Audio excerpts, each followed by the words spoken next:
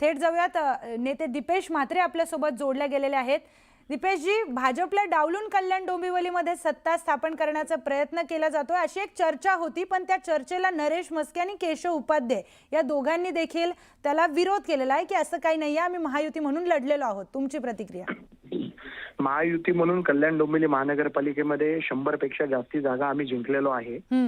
महायुतीचे सर्व नगरसेवक जे 100हून जास्ती इथे निवडून आलेले आहेत आणि जर एवढी मेजॉरिटी जर महायुतीला मिळते आणि एखाद्या पक्षाला जर वाटत असेल की महायुतीला त्यांनी पाठिंबा द्यावा आणि जर मनसेने तो पाठिंबा दिला असेल किंवा स्थानिक नेत्यांनी जर मनसेच्या आमच्या महायुतीला जर पाठिंबा दिला असेल तर आम्ही त्याचं स्वागतच करतो. पण विकासासाठी मनसेकडून पाठिंबा घेतला असं बोललं जात आहे, पण त्यामध्ये केशव उपाध्ये हे देखील बोलले की आता उबाठाला चिंता करण्याची गरज आहे. नाही, खरा प्रश्न तिथेच आहे ना. उबाटाला चिंता करण्यासारखी गरज आहे, कारण महाराष्ट्रभर आज मनसेचा पाठिंबा घेऊन त्यांनी निवडणुका लढण्याचं काम केलं.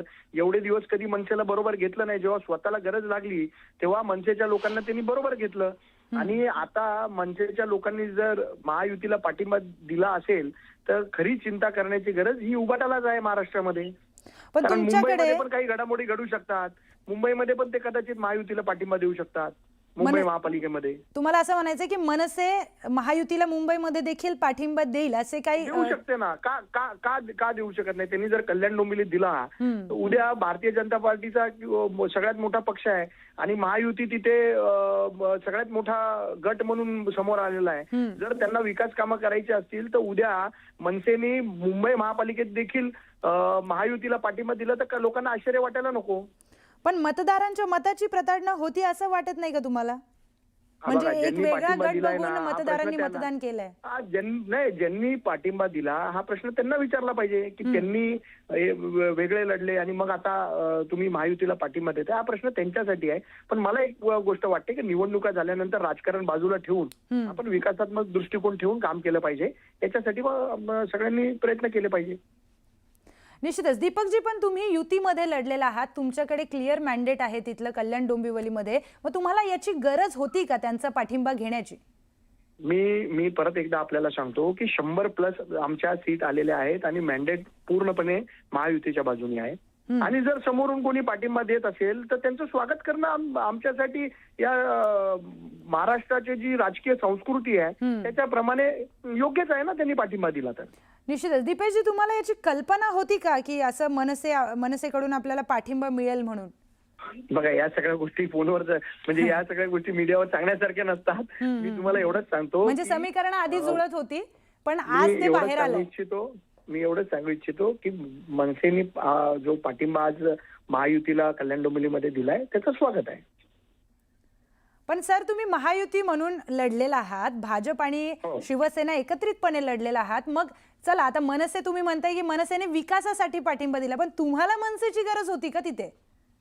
नाही, बघा कसं आहे, महायुतीच्या इथे सत्ता येणारच आहे भविष्यामध्ये आणि महायुतीची सत्ता येत असताना जर एखाद्या पक्षाला वाटलं की महायुतीची सत्ता येणार आहे कल्याण डोंबिवली महानगरपालिकेमध्ये किंवा महाराष्ट्रातल्या इतर महापालिकांमध्ये आणि त्याच्यात जर त्यांना वाटलं की आम्ही या ज्यांची सत्ता, ज्यांना लोकांनी जनतेने मॅन्डेट दिलाय त्यांना जर आम्ही पाठिंबा द्यावा तर ते योग्यच आहे ना. नाही, त्यांनी पाठिंबा दिला ते विकासासाठी आहे किंवा काय, पण महापौर पदासाठी तुमच्यामध्ये आणि शिवसेनेमध्ये चर्चा होऊ शकत नाहीये का? त्यामुळे मग आता मनसेचा पाठिंबा घेऊन ते दबाव तंत्राचा वापर असं काही आहे का? नाही, दबाव तंत्राचा याच्यात कुठलाही विषय नाही.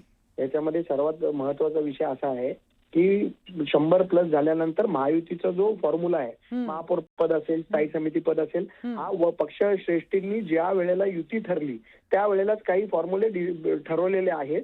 ते काही जाहीर करण्यासारख्या गोष्टी नाही आहेत आणि ते सगळ्या गोष्टी ऑलरेडी ठरलेल्या आहेत आणि ठरलेल्याप्रमाणे पुढच्या काळामध्ये या महायुतीमध्ये या गोष्टी घडतील आणि त्यानुसार निर्णय घेतले जातील. बरं, पण शिवसेनेने मनसेचा पाठिंबा घेतला, हे भाजपला मान्य आहे का? तुमची सहमती आहे का?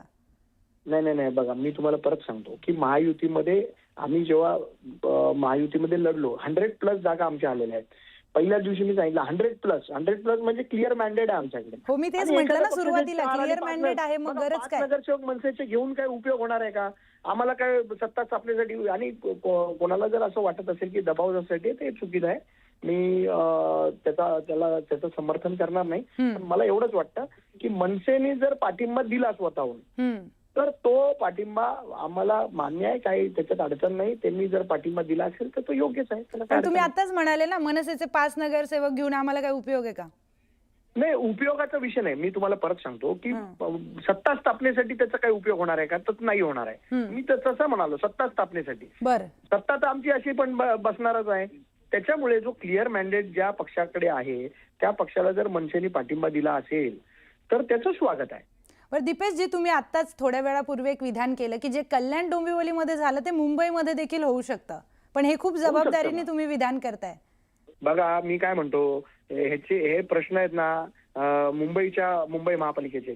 उद्या मनसेला जर वाटलं की क्लिअर मॅन्डेट भारतीय जनता पार्टीकडे आणि शिवसेनेकडे आहे आणि त्यांना वाटलं उद्या की बाबा इथेही आम्ही मुंबईच्या विकासासाठी पाठिंबा द्यावा, तर ते देऊ शकतात ना. मी शक्यता वर्तवली आहे. बरोबर. मी एक शक्यता वर्तवली आहे की कदाचित मुंबईमध्ये पण पाठिंबा मिळू शकतो आणि त्यांचा पाठिंबा तुम्ही मुंबईमध्ये पण घेऊ शकाल, ही देखील शक्यता आहेच ना. विकासासाठी आमच्या बरोबर जे लोक येतील त्यांना बरोबर घेऊन चालण्याचं काम भारतीय जनता पार्टी महाराष्ट्रामध्ये करते. आणि जे लोक आमच्या बरोबर येतील त्यांना बरोबर घेऊन चालण्याचं काम आमचे लोक करतात. बरं दीपेशजी, धन्यवाद. तुम्ही न्यूज 18 मराठीशी बोललात आणि आपली सविस्तर प्रतिक्रिया दिली त्याबद्दल.